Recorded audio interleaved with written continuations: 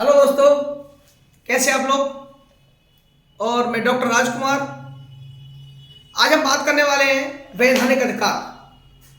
दोस्तों, SC STs के जो राइट्स के बारे में बात कर रहे थे हम लोग, अनुसूचित जातियों और जनजातियों के अधिकारों में।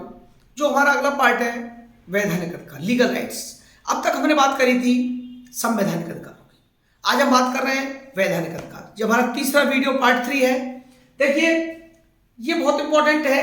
इसमें एक्ट्स होते हैं, जो जिस एक्ट, इन संविधानों विधानों के लिए एक्ट बनाए गए, इन एक्ट के आधार पर हमने कानून दिए। जैसे वैधानिक अधिकार में पहला है हमारा नागरिक अधिकार संरक्षण अधिनियम। नागरिक अधिकार संरक्षण अधिनियम में 1955 नागरिक अधिकार संरक्षण अधिनियम में, नागरिक अधिकार में क्या था? एससी एसटी का अधिकार था, छुआछूत को दूर करना, यह अधिकार था। इसमें केवल छुआछूत नहीं करेंगे, इसके लिए आपको दंडित किया जा सकता है। तो ये नागरिकों का अधिकार था, यानी एससी एसटी की बात हो रही है इसमें। नागरिक अधिकार संरक्षण अधिनियम 1955 में छुआछूत विरोधी गतिविधियों में या छुआछूत संबंधित जो गतिविधि पैदा होती थी उनको दूर करने का इसके अधिनियम के तहत उपाय किया गया। अगला है अनुसूचित जाति और जनजाति अत्याचार निवारण अधिनियम। अत्याचार निवारण में देखो, किसी तरह के अपराध में किसी तरह का अत्याचार, अनुसूचित जाति जनजाति गरीब लोगों का अत्याचार बर्दाश्त नहीं होगा। ये अधिनियम 1989 में कहा गया। यानी अनुसूचित जाति और जनजाति अत्याचार निवारण, अत्याचार सीधा क्लियर है, किसी तरह का अत्याचार, किसी को परेशान करना और किसी तरह का बेबुनियाद किसी अपराध में आदमी फंसा के उसको अत्याचार करना या किसी अपराध में फंसा देना, ये सब एससी एसटी के लिए ये लागू नहीं किया जाएगा। बंधुआ अगला है बंधुआ श्रम तंत्र उन्मूलन अधिनियम। बंधुआ मतलब जानते हैं?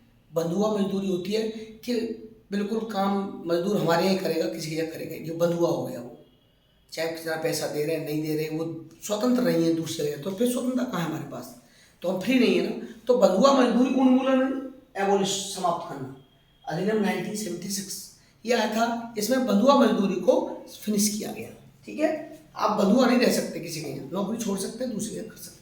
अगला है न्यूनतम मजदूरी अधिनियम 1948।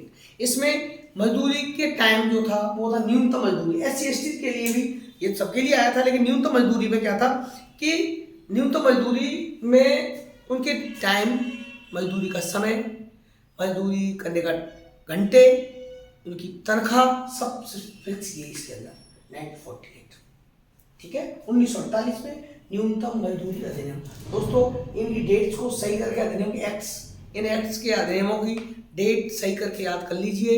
ये पेपर में यही आते हैं। आप देखा होगा 4 दे दिए गए क्रम में, ये अधिनियम डेट दे दी गई, वर्ष दे दिया गया, अब मैच करने को आता है, ये कंफ्यूजन हो जाता है। ये आपको एक तरफ से चैप्टर वाइज करते जाएंगे, याद हो जाएंगे। देखो, कभी भी ध्यान रखिए, जब हम पढ़ते हैं ना तो एक बार में कभी बुक याद नहीं होती, थोड़ा थोड़ा थोड़ा थोड़ा करके लर्न हो जाता है, और रिवीजन करते रहिए। मेरी एक वीडियो है कि याद कैसे रखें और लर्न प्रोसेस मैंने बताया है, उसमें बैकवर्ड फॉरवर्ड थ्योरी, उसको सुन लीजिए, आप उससे समझ में आएगा। अगला है विधिक सेवा प्राधिकरण अधिनियम 1987। विधिक सेवा का मतलब है कि कोई भी एससी एसटी को कानूनी सहायता की आवश्यकता है तो उनको निःशुल्क दी जाएगी। कोई भी कानूनी सहायता निःशुल्क दी जाएगी। ये है 1987 में अधिनियम आया था। ये एक्ट आया था 1987 में। कानूनी सेवा फ्री दी जाएगी, निःशुल्क दी जाएगी, उससे कोई पैसा नहीं लिया जाएगा। हाथ से मैला ढोने वाले कर्मियों के नियोजन का प्रतिषेध। अगला है हाथ से मैला ढोने वाले कर्मियों के नियोजन का प्रतिषेध और उनका पुनर्वास अधिनियम 2013। देखो, पहले हाथ से मैले ढोया जाता था, सिर पर रख रख के गंदगियों को ढोते थे। अब इस अधिनियम में व्यवहारिकता की थोड़ी कमी थी, इसमें कुछ चेंज किए गए। लेकिन बात यह कि जैसे मशीनों से सीवर को साफ करना या ट्रैक्टर वगैरह से देखा होगा, तो इस टाइप मशीनों से भरना, ये सब उसमें व्यवहारिकता को थोड़ा चेंज किया गया। तो हाथ से मैंने धोना, तो वो कूड़े को भी हाथ से ही भरा जाता है, तो इस चीज़ों को थोड़ा औजारों का यूज़ करना, तो इस टाइप का इसमें चेंज किया गया है ना। अगला है केंद्रीय शैक्षिक संस्थान। शैक्षिक संस्थान केंद्रीय, यानी केंद्रीय संस्थान जो होते हैं वहाँ पर प्रवेश में आरक्षण, प्रवेश की बात हो रही है। अधिनियम आया 2006। इसमें एससी एसटी के लिए आरक्षण की व्यवस्था की गई, छूट प्राप्त संस्थानों को छोड़कर। यानी जिन संस्थानों में SC ST की छूट है वहाँ तो है ही है, लेकिन जहाँ नहीं है यानी केंद्रीय संस्थान, जो केंद्रीय संस्थान बने उनमें क्या किया गया, SC के लिए 15% और ST के लिए 7.5% छूट प्रदान की गई। SC के लिए 15% और ST के लिए 7.5% की छूट प्रदान कर दी गई, है ना। यह केंद्रीय शैक्षिक संस्थान। अगला है अनुसूचित जाति एवं परंपरागत वन निवासी वन अधिकारों को मान्यता अधिनियम। देखिए, जो ट्राइब्स जंगलों में रह रहे हैं उनके अधिकार क्या हैं, उनके राइट्स को आप नहीं हनन करेंगे, उनकी मान्यताएं, परंपराएं, पूजा पाठ, रीति रिवाज, खान पान या उनका जो वर्क है उससे जीविका चलाना, जीविकोपार्जन के सामान, वो सब अधिकार को मान्यता 2006 में दी गई। यानी SC STs के लिए, ST मान लो लकड़ी से कुछ सामान बनाते हैं, उसके परंपरागत कार्य है, उनको आप दूर नहीं कर सकते उससे हमारे लिए फायदा भी हमारे देश के लिए। तो अनुसूचित जनजाति अवनम परंपरागत वन निवासी, बहुत से वन निवासी हैं, देखो सांप पकड़ने वाले या बहुत आदिवासी होते हैं, वो पेड़ों से जंगलों से लकड़ी लाते हैं, तमाम सुंदर सुंदर चीज़ें आइटम बना देते हैं, या बहुत चीज़ों को व्यापार, वो भी सामान खरीदना बेचना लगते हैं। तो व्यापार प्रतिष्ठान, पत्ते वगैरह, देखो पत्ते आते हैं जो हम दावत में पत्तल वत्तल में, ये भी सब इस टाइप के आदिवासी लोग बहुत काम करते हैं। तो अधिकारों को मान्यता दी गई 2006 में। यानी SC ST केवल ST जो अन्य वन निवासी जो थे उनके लिए अधिकार दी गई। अगला है पंचायतों के लिए प्रावधान।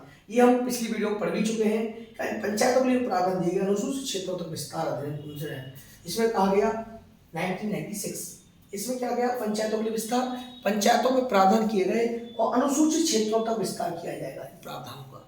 यानी ऐसा नहीं कि ST के क्षेत्र में भी प्रधान वगैरह बनना, ये सब वहाँ लागू सारे नियम होंगे।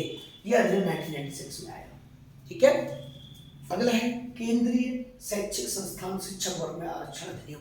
केंद्रीय शैक्षिक संस्थान, देखो केंद्रीय शैक्षिक संस्थान वहाँ भी पढ़ा था हमने, वहाँ प्रवेश में आरक्षण था। यहाँ शिक्षक वर्ग के लिए आया आरक्षण, शिक्षकों की भर्ती के लिए। और 2019 में यह अधिनियम आया अभी हाल ही में कि केंद्रीय शैक्षिक संस्थानों में भी SC की भर्ती, ST की भर्ती होगी। भारतीय वन अधिनियम 1927, भारतीय वन अधिनियम आया 1927 में। भारतीय वन संरक्षण, भाई वन अधिनियम आया, वन के लिए अधिनियम बना, संरक्षण के लिए बना, वनों को नहीं काटा जाए, यह अधिनियम 1980 में आया। ये प्रोसेस हम पर्यावरण में सारी डिटेल चीज़ों को वहाँ भी जरूरत पड़ेगी, लेकिन आप यहाँ तैयार करेंगे तो पर्यावरण में इतनी परेशानी, इन्वायरमेंट पढ़ेंगे तो परेशानी नहीं आएगी। अगला है भूमि अधिग्रहण अधिनियम, ये भी नया आया है, ये भी 2013 में। पहले भूमि अधिग्रहण 1980 को निरस्त कर दिया, पहला भूमि अधिग्रहण कब था, 1984। अब नया अधिनियम आया 2013, इसमें 2013 में आया कि आप SC की भूमि को नहीं ले सकते, SC ST की भूमि को नहीं खरीद सकते। उसको खेती वगैरह होती है, खेती वाली भूमि को तो वही लोग खरीद सकते हैं, SC ST की जमीन को खरीदे, तो उसे इस टाइप का अधिनियम इसमें दिया गया। अगला है ST के संबंध में सूदखोरी को विनियमित करने वाले राज्यों के कानून। सूदखोरी यानी ब्याज पे पैसा ले लिया, वहाँ के सूदखोरी व्यापार इस टाइप का करते हैं कि पैसा दे दे गरीबों को, कोई हिसाब किताब नहीं, चलता रहता, जीवन भर के गुलामी टाइप से काम करते रहते हैं। इस अधिनियम को भी लाया गया और इसमें उनको, उन राज्यों को, जहाँ जिन राज्यों में SC STs हैं उनको भी ये दूर किया गया कि भाई इनसे आप दूर रहिए। तो दोस्तों ये था, तो आप एक काम करिए, इनको सब सिस्टमेटिक डेट्स इनकी अधिनियम की याद कर लीजिए, इनके संबंधित आप समझ रहे होंगे, नाम से क्लियर हो जाता है, और ये सब आपको तैयार करना है, आप समझ सकते हैं। ये सारा आपको इस टेस्टमेंट तैयार भी करना है, ठीक है, और इसको पॉइंट वाइज आप याद कर लीजिए। और हमारा अगले वीडियो का फिर इंतजार करिए आप लोग। मेरे चैनल को सब्सक्राइब करिए, लाइक करिए, शेयर करिए दोस्तों। थैंक यू दोस्तों।